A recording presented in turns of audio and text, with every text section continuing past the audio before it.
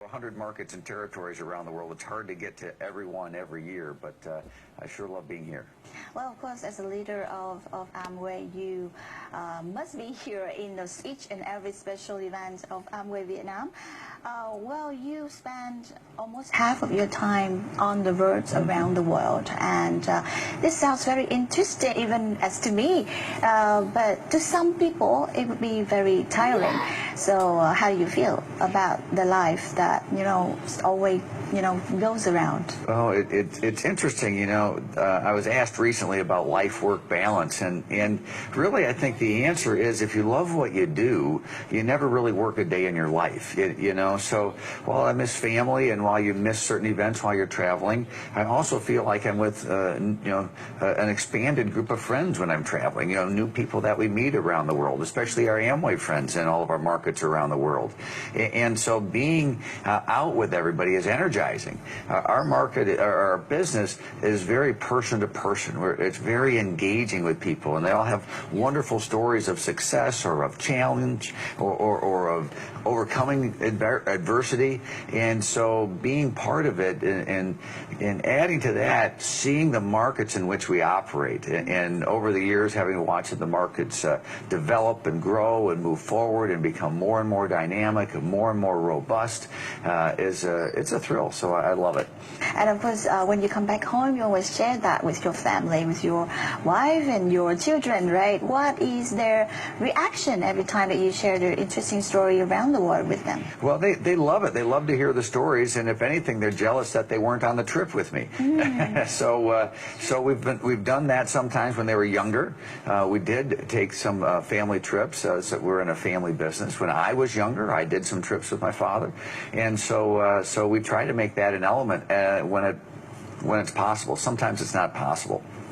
But they're always very curious about where I've been, the markets that where Amway is operating, the success or the challenge that we're dealing with in any market. So it's a lot of fun to be able to share the stories wherever I go. Well, a little bit about the markets, because we've been through a 2016, which is not really good around the world, with political unrest and some problem about the economy as well. So 2017 had just started, and we're in March, right, the third month of the year. So do you have any feeling about the future of 2017 global economy this year round? I've been I have a chance to attend many conferences and business groups, and we get it together and talk about the economy, and there's one thing that's constant: uncertainty. There's always questions about one market or one region or one economy, and there's always a few economies that are going up and down. But I think if you step back and you look over time, you'll see the tremendous progress that the global economy has made, and more importantly, the impact that it has on people around the world. More and more people have been lifted up out of poverty. More and more people are entering the middle class and living a higher standard of living, of having more choices for themselves, more opportunities for themselves and for their families. And so my perspective is to look at it over time. And if there may be an uncertain time or a time where economy has kind of gone backwards a little bit, my perspective is that it will settle and it will continue to grow, because people continue to look forward. It's our human nature. And of course, we must be optimistic as well, because we're moving on. So how about the Asian markets? What is your take on that, about the economy? When you look around the global economy, clearly Asia has been driving the growth. The whole Asia-Pacific region has been driving the growth for a number of years now. Europe is still a strong economy, but not driving the growth. The United States is a strong economy, but not really driving growth. And the Asia-Pacific region has the size and the scope and the scale to really have an impact on the world. So I think you have a large, dynamic, and generally young population that really wants to be part of something, that really wants to add value to their lives and the lives of those around them. And so it's a dynamic marketplace. marketplace, and we as our business, we love being part of it, and so we want to play our role. We want to be supportive. We want to be engaged, and hopefully in our small way we can be helpful. And I heard that you just had a speech last night in front of 10,000 people. Yes. How was the feeling? How do you feel that people, follow your speech and react to it? How was it? Well, I wish I could speak Vietnamese. I wish I could speak the language of the people when I have a chance to be with people like that and talk with them. Thankfully, the friends that we have translating do a wonderful job. They know about the business, and they are able to communicate what we're thinking and feeling. It's not just the words, it's the feeling. And so it's my hope that the conversation that we had last night with everybody was received well, that they learned more about our business, not just our operations, but who we are, why we do what we do, our purpose, the values that we have, the standards we hold ourselves to, because we have over almost 60 years of history now, and we're able to build on that and to talk to somebody who may be touching Amway for the first time and say, let me tell you the whole story about what this opportunity is and how we can support you so you could achieve your goals. Well, so we will be talking more about the HR reports, which is one of the very special reports that is supported, right, by Amway Global, when Vietnam and I returns. Thank you very much. Thank you. Thank you. Vâng, và thưa quý vị, chúng tôi vừa có ít phút để làm quen với vị khách mời của chương trình Tôi Việt Nam hôm nay. Đó là ông Doug DeVos, Tổng giám đốc điều hành của tập đoàn Amway Global, và chúng tôi sẽ quay lại với phần 2 của chương trình sau ít phút giải lao. Xin mời quý vị tiếp tục giữ kênh. 6. Do công ty nghiên cứu thị trường KHi Nuremberg của Đức và tập đoàn Amway thực hiện, được đánh giá là quy mô nhất từ trước đến nay về vấn đề khởi nghiệp. Mặc dù có sự khác nhau giữa các quốc gia được khảo sát, nhưng điểm đáng chú ý là tại mỗi quốc gia, đa số những người tham gia khảo sát đều có thái độ tích cực về tinh thần khởi nghiệp kinh doanh, với tỷ lệ chung trên 70%. Một vài con số thú vị về Việt Nam sẽ tiếp tục được chúng tôi hỏi ông Doug DeVos trong phần tiếp theo của chương trình Tôi và Việt Nam ngay sau đây. Xin mời quý vị quay trở lại với chương trình Tôi Việt Nam kỳ này, và chúng tôi sẽ tiếp tục trò chuyện với vị khách mời. Đó là một vị khách đến từ Mỹ, ông Doug DeVos, là giám đốc điều hành của tập đoàn Amway toàn cầu. Welcome to the show, Mr. DeVos. Thank you very much. Well, the HR report is referred as a groundbreaking research on entrepreneurship, and this is the 7th time that the report is done, right? Yes. What is the most important findings in the latest report that you can share with us? Sure. Well, let me go through first. We're a business that's about helping people start a business of their own. We believe in the entrepreneurial spirit, and we would just go forward in that feeling. And it was a few years ago when we said we should study this. Is the world still responsive to this? This is what we grew up with, but how does the rest of the world feel? So we partnered with a number of organizations to come up with the Amway Global Entrepreneurship Report. And I think there's a number of findings, but I think the most important finding is that 77% of the world views entrepreneurship very positively. We're hearing governments here in Vietnam and other parts around the world encouraging people to start their own business, have that entrepreneurial spirit. And we see how strong that sort of a message is. And then you kind of dive down a little bit, and I think the next finding is when people actually could see them. And so those are also findings to consider in a country when you want to help people become more of an entrepreneur. And then I think the third element is how do you feel support? Do you feel like your family would support you, your community would support you, that there's educational opportunities that would support you? And again, that kind of drops a little bit more. So findings from that would say, what sort of thing, how do we talk about it in our educational surroundings? How do we talk about it as families or as a community? When somebody has an idea, do we encourage them or we discourage them? And all the things that you see around here that our businesses operating had to start somewhere.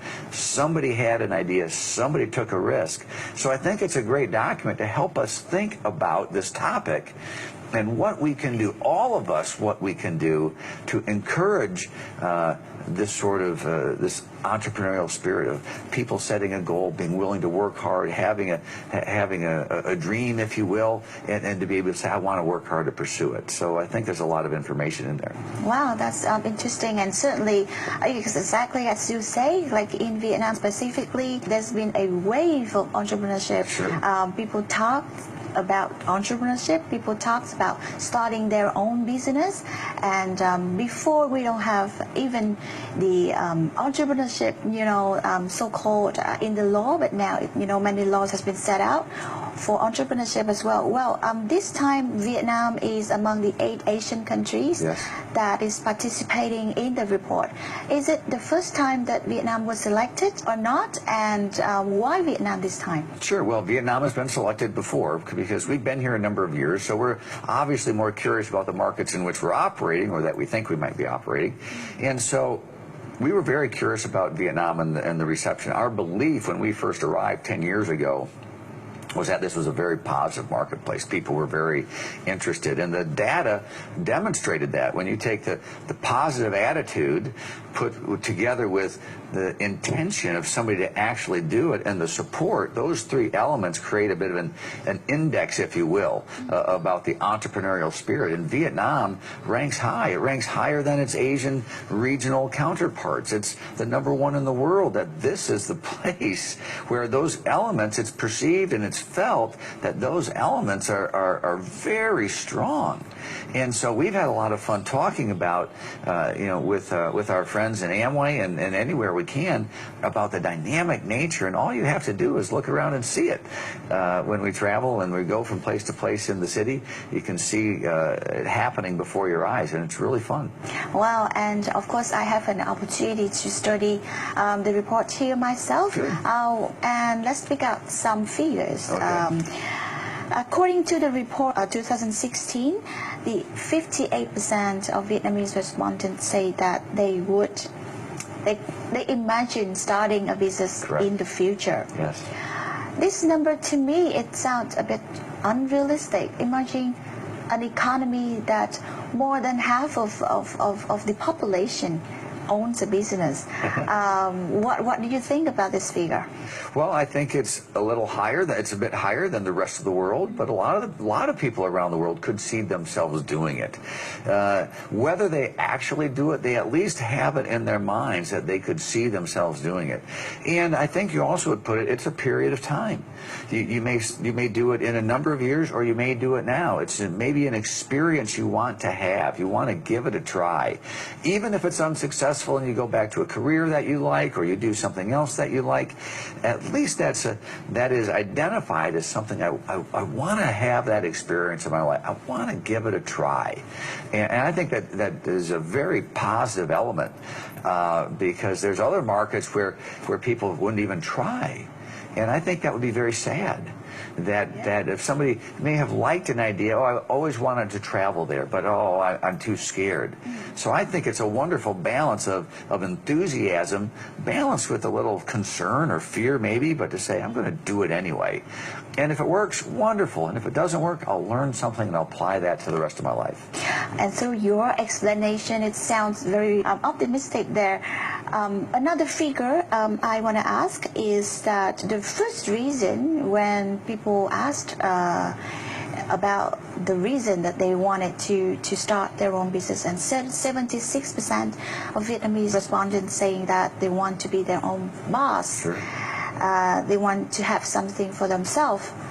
Not really consider about the income prospect or the self-fulfillment there, which is a huge difference between other countries, even in Asia.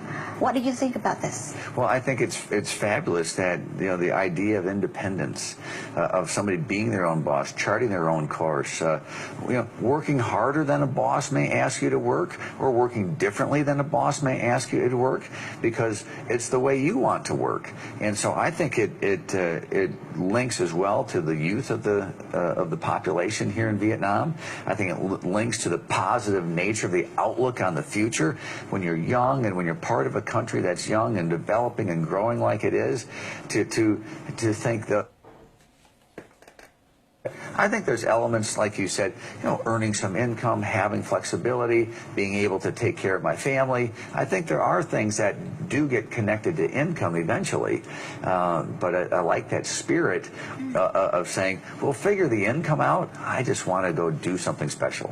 And with the numbers and the findings and the figures in the report, what do you think that the business of Amway in Vietnam would grow over the year?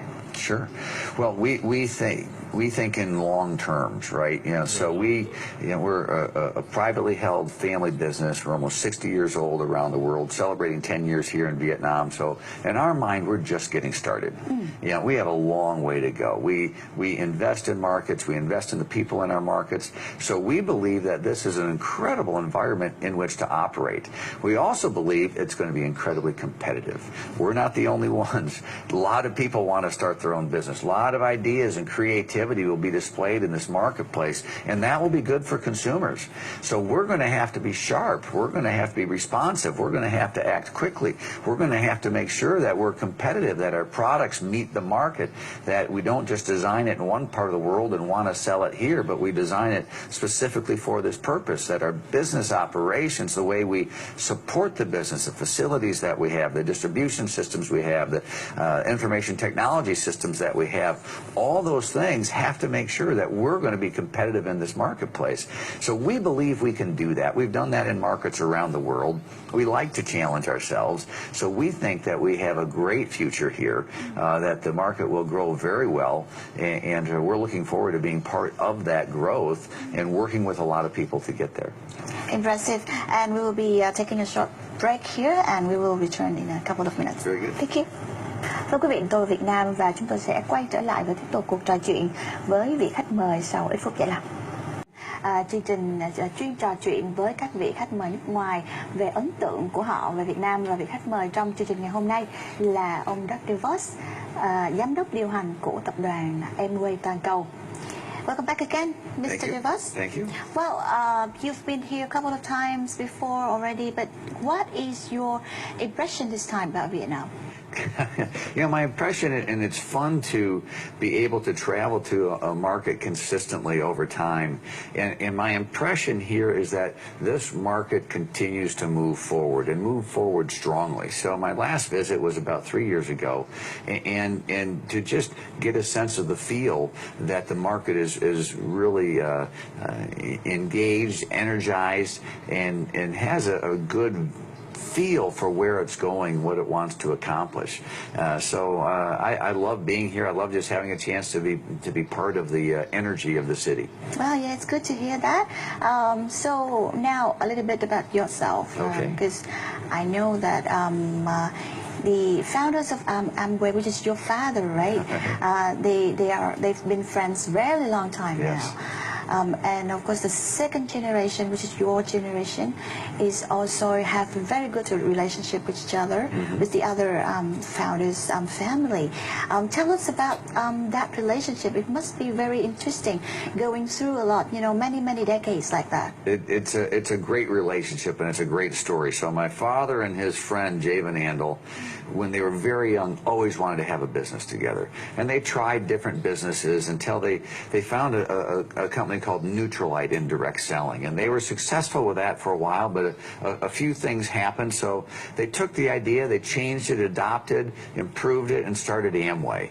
And as it turns out, Amway then bought Neutralite and put the whole of the business back together with the same friends that they had in Neutralite, and went from there. They did everything together. They were good friends. Once they were married, they built homes next to each other in a very rural area in Michigan. We live in a very small town in a small area. So as kids, we grew up right next to each other, and it was a rural area. We didn't have many other friends. We had to be together and be friendly with each other, and we loved it.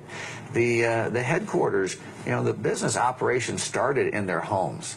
So the business and family was always connected. And then as it grew, the headquarters were very nearby, so we could ride our bikes to the headquarters office whenever there was an employee event, or there were some of the sales force that would come to the headquarters, we would be part of it. We would be engaged with it. So we all grew up in the business with this common understanding, and we all wanted to be part of it some way. And so that's what's happened. So today, all of us in the second generation, not everybody works at the company. Myself and Steve Van Andel are the only two that work there full time, but others serve in different capacities and are very supportive, and we have very good relationships. It's a beautiful story you have there, and it's very rare that two families, even the three generations, that going ups and downs with each other through a very long time like that. And you yourself is a person that always promotes healthy life, right? And you also even a vegan yourself. Yeah, right. How was it started when you start to not eating animal food? You know, one of the things we talk about at Amway, because if you're trying to sell a product, it's important to be a product of the product. You need to use it yourself. You need to believe in not just the specific product, but the ideas behind it. And so our Nutrilite line, from the very beginning, believed in plant-based nutrition. That plant-based nutrition was something we didn't get enough of in our normal diet, that there were huge health benefits that came from plant-based nutrition. And I grew up with this my whole life. I've always taken my Nutrilite as a supplement to what I was eating. You know, a few years ago, when I would eat differently, I noticed I wasn't feeling that great. My family has a history of heart disease. My father's had many health challenges with heart disease. And I said, I'm just going to start eating better. I believe in the whole idea of plant-based nutrition. Why don't I start changing my diet to do more of that? And so for me, it's, you know, like we said kind of earlier, sometimes you can't really separate, you know, a family business between family and business. It's connected. And for the product, the same way. With the Nutrilite product, you live the product. It's who you become. So that's a huge element with how we use all of the products that we offer through Amway. And so that's the main connection to it. Well, that's good. And you know that food safety is one of the big concerns now in Vietnam, so that people starting to aware a lot about what they eat and what they drink every day. So talking with your colleagues here in Vietnam, do you feel that the idea that having a healthier life or take care of your health a bit actively is one of the rising issue that people really concerned about? We're seeing that concern here, but around the world, in every market, because we're a society that's getting older, living longer, but people want to live well. They want to be healthy. It's not just about surviving until you're old. It's about being healthy and active as you go in that direction. So, you know, so the commitment that we have to Nutrilite starts with our farming. We have farms in different places around the world. We do all the research about how to grow the right plant material to get the most nutrition out of the earth and into the plant, how we harvest and then get the most, with all of our scientists figuring out how to get the most healthy material from the plant into our supplements and our tablets, and then find the best way to deliver that to people. But the idea is that we all want to be healthy. Nobody likes being sick. You don't want to, you know, be in that sort of situation. You want to enjoy however many years we have in the most healthy way. And we see that trend happening around the world. And if you connect that with some policy issues about health care, the cost of health care going up, the ability to access health care, certainly in our country, there's a lot of discussion around that right now. The idea is, well, take care of yourself first. And if we work on that, maybe we can influence and live a healthier life longer and live a more enjoyable life with our friends and family. Friends and family. Of course, you have to take care of yourself first. And only that, then you'll be able to take care of others as well. Well, thank you very much, Mr. Doug DeVos, for this time and joining our program today. This is our pleasure. And, of course, we would like to take this opportunity to wish you a best of health and success in the future, and I will look forward to meeting you next time in Vietnam. Thank you. Thank you. All those best wishes to you as well. Thank you. Thank you. Thưa quý vị, chúng tôi vừa mới kết thúc câu chuyện với ông Doug DeVos, là tổng giám đốc điều hành của tập đoàn Amway toàn cầu, trong chương trình Tôi Việt Nam kỳ này, và hy vọng rằng quý vị sẽ tìm được những điểm thú vị từ vị khách mời này sau khi xem chương trình. Và chúng tôi sẽ quay trở lại với chương trình tiếp theo ở kỳ sau. Mời quý vị tiếp tục đón theo dõi. Bây giờ tôi Trinh xin chào tạm biệt quý vị và hẹn gặp lại quý vị vào các chương trình khác.